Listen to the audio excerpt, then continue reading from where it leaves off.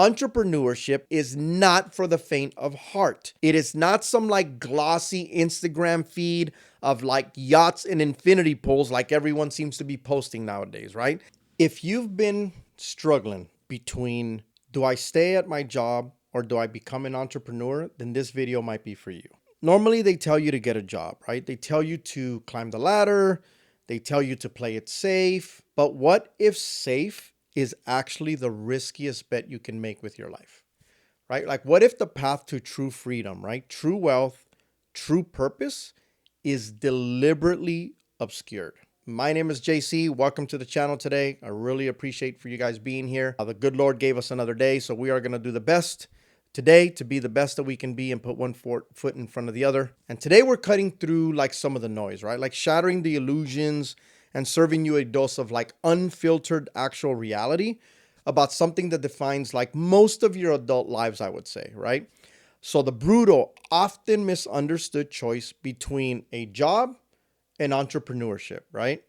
I've done both and I've had both. So this comes from life's experiences, right? This isn't some like fluffy motivational speech. This is like the hard truth, the stuff that nobody dares to tell you because it might just force you to look at your life a little bit differently than what you're looking at it right now, right? So you're probably sitting there, maybe 35, 45, 54 years old, staring down the barrel of another decade, another year, and another Monday for yourself, right? And somewhere in the back of your mind, a little voice whispers, is this it? Is this all there is? Or maybe that voice is actually screaming at you, there has to be more, like it did for me right before my 30th birthday. This video is for that voice. This is for the men and women who are tired of the comfortable lies and ready for the uncomfortable truths about being an entrepreneur, right? We're going to dismantle the myth of job security, expose the gritty, unglamorous reality of building your own empire, because unfortunately with social culture right now, entrepreneurship is somehow being made to be sexy and easy. And I can tell you right now that it just isn't. And then and only then, we'll talk about the profound, life-altering freedom that awaits those courageous enough to choose their own destiny by going into business on their own. For generations, the narrative was drilled into us, right? Go to school, get good grades, find a stable job with a big company, get a pension, retire comfortably. It's the safe path, right? Like that is what we've been told. The responsible choice. It promises security, a steady paycheck, benefits, a clear career ladder. It's like the golden handcuffs they put on you, shimmering, appealing, seemingly unbreakable, right? Those handcuffs aren't made of gold. They're forged from fear, complacency, and a profound misunderstanding of the modern economic landscape. At least that's what I have found. And that is where I found myself at almost 30 years old, even though I was making almost $400,000 a year at a job. I was inching and that voice was not whispering, it was screaming, right? So think about it, right? Is job security today? Are you secure today?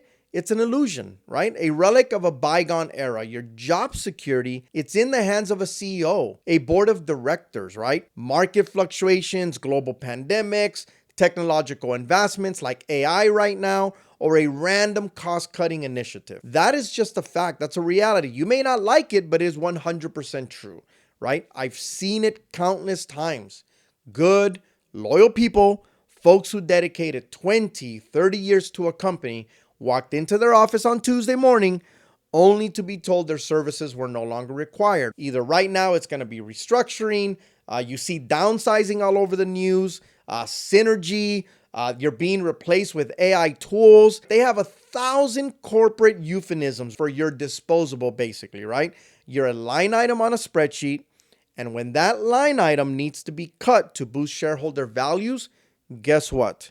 You effectively are no longer needed, which means you effectively are now gone. I had a buddy that worked for a dealer for a long time, making ridiculous money, right?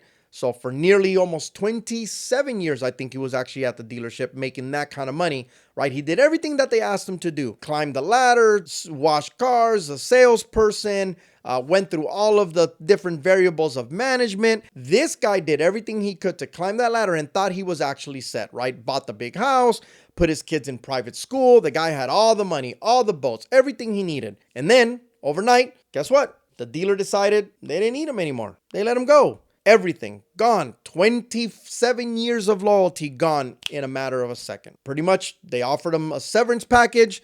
It looked generous on paper, but evaporated quickly under the weight of his fixed expenses. A guy that had never not had a job, right? Never needed money, suddenly found himself unemployed at that age. And he was kind of in his 40s, I believe, at the time. And guess what? He still had the mortgage, the kids in college, right? So the security of the job he banked on was a mirage. It all, again, evaporated in a matter of seconds. And it's not just restructuring or layoffs that we're talking about. What about stagnation, right? You get a raise, maybe 2-3% a year, barely keeping pace with inflation. Your skills slowly become outdated, right? Your company becomes kind of resistant to innovation. You become pigeonholed. You hit a ceiling that isn't just glass. It's like concrete, man. It's like you're hitting a concrete wall. You're trading your finite time, your most valuable asset, for a fixed income that someone else dictates. You have limited control over your income, your schedule, your creative input, and ultimately your financial future. If that sounds like something that you're currently going through, it's because right now you're a cog in a machine, right? In their machine. A valuable cog perhaps, right? Maybe a cog that you think can't be replaced, but a replaceable one, I believe, nonetheless, especially with these days and times. Everyone almost is replaceable with the generation of AI. The company owns your time, your talents, and often your mental energy, even outside of working hours, right? You're constantly looking over your shoulders, fearing the next performance review, the next round of cuts. That's not security, my friends. That is a gilded cage, right? That feeling for anybody has to be just an enormous weight on your shoulders, right? The hard truth is this: a job offers comfort, not security. It offers predictability, not freedom. And while comfort and predictability have their place, relying on them as your sole path to wealth and security in today's volatile world is, ironically, the riskiest move of all. You are betting your entire financial future on the whims of an entity that fundamentally does not care about your well-being beyond your immediate utility to their bottom line. Again, hard truth. I know it hurts, but the reality is that everything that I just said is 100% factual. Now, I'm not saying that all jobs are bad. Far from it. Many are fulfilling, maybe many are necessary, and provide valuable skills and a starting point.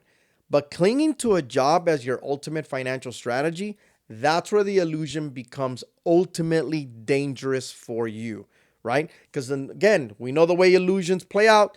Oftentimes when it comes to an illusion, they are nothing what we seem or what they seem to be when we finally pull back the curtain. So if a job is an illusion of security, right, does that mean that entrepreneurship is the guaranteed golden ticket? Well, in my experience, hell no, not even close, right? Let's get something straight right now, right? Entrepreneurship is not, I repeat, is not for the faint of heart. It is not some glossy Instagram feed of yachts and infinity pools like everyone seems to be posting nowadays, right? That's like the highlight reel.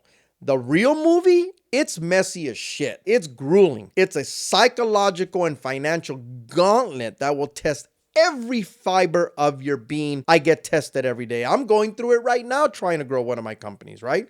The internet gurus make it look easy. They make it look sexy, right? Start a business in 30 days. Make millions from your laptop. Pure garbage, man. That is all shit. They sell you the dream, but they conveniently leave out all of the nightmares that come with you actually doing the thing. And what I have found is most of these gurus that are online are talking about a thing that they've actually never done. When you start your own business, you're not just taking on a new role, you're taking on all the roles. You're the CEO, you're the janitor, the sales team, the marketing department, the customer service rep, the finance director, and everyone else under the sun. You're the one laying awake at 3 o'clock in the morning, staring at the ceiling, wondering how you're going to pay next month's bills, if that big client will actually sign, or if your new product is actually going to flop. That is the reality. That is the feeling that you are going to have if you're going to go into business for yourself, right? There is no guaranteed paycheck. For months, actually, I didn't pay myself in one of my companies for over a year. So sometimes it happens years. You may make less than minimum wage or even go into debt, as a matter of fact, when you're trying to build your business. That steady, like 9 to 5 income you just left, yeah, you'll miss it. The stability, yeah, you'll crave it for sure. The benefits, forget about health insurance. I didn't have health insurance for the first 3 years when I opened up my company. Paid vacation days, unless you're paying for it yourself or your business can afford it, it's a feast or famine cycle, especially in the early days. The early days are 100% brutal. Don't let anyone tell you different. I remember when I first started out, there were nights I literally ate pork and beans, right? That was my thing. Pork and beans. It was cheap, easy, and you could pop it in the microwave, right? I ate that for dinner, right? Not because I like them. I don't like pork and beans, but because that's all I could afford. I worked 16-hour days, 7 days a week, fueled by, cheap coffee, unshakable belief that I was building something for myself finally, right? My friends were out celebrating. Most of them were in the car business, making hundreds of thousands of dollars. They were going on vacations. They had the boats, the big cars, the wheels, right? I was in my dingy little office above a restaurant, right? Hustling, falling, learning, iterating. My relationship with my wife strained. I had moments, real moments, where I doubted everything, right? Like, am I crazy? Why don't I just go back to the dealer space and go back to making $500,000, right? Should I just go back and get a normal dealer job like I used to have? Every entrepreneur faces that voice, right? If they say they don't, they are 100% lying to you. It is not true. The psychological toll is immense. The loneliness, the constant pressure, the weight of responsibility on your shoulders. Every decision you make, every dollar you spend, every hire, every firing directly impacts your actual future now. Not your companies, not just your companies, but your actual future, right? Your finances, your dreams, right? There's no one else to blame when things go wrong, right? It's all on you, and you will fail many times, more times than you'll be able to count. You'll launch products that nobody buys, marketing campaigns that bomb, partnerships that fell apart the way they fell apart for me early on. The entrepreneur journey is paved with failure. The difference between those who succeed and those who don't is how quickly you learn, how resilient you are, and how committed you are to getting back up after being knocked down. Because resiliency is how much can you take without you changing who you are and changing the things that you do on a day-to-day basis, right? So you need an almost irrational level of optimism mixed with a grounded realism, right? You need to believe when no one else believes, right? You need a tolerance for risk that most people don't actually possess. And you need a work ethic that will make your former colleagues gasp. You need to make it seem like you are going to and willing to outwork everybody, because when you work for yourself, there's no quitting time. There's no boss telling you what to do, but there's also no one ensuring you hit your target unless you actually hit your target, right? So don't romanticize entrepreneurship, right? It's nothing like that, and it's nothing like what it looks like on Instagram, right? It will strip you bare, expose your weaknesses, and demand more from you than you ever thought possible. Now, the good news for you, there's a but. And this is a big but nonetheless, but. If you can survive the gauntlet, if you can endure the pain, if you can learn and adapt and persevere and push forward, then the rewards are unlike anything else a traditional job can ever offer you.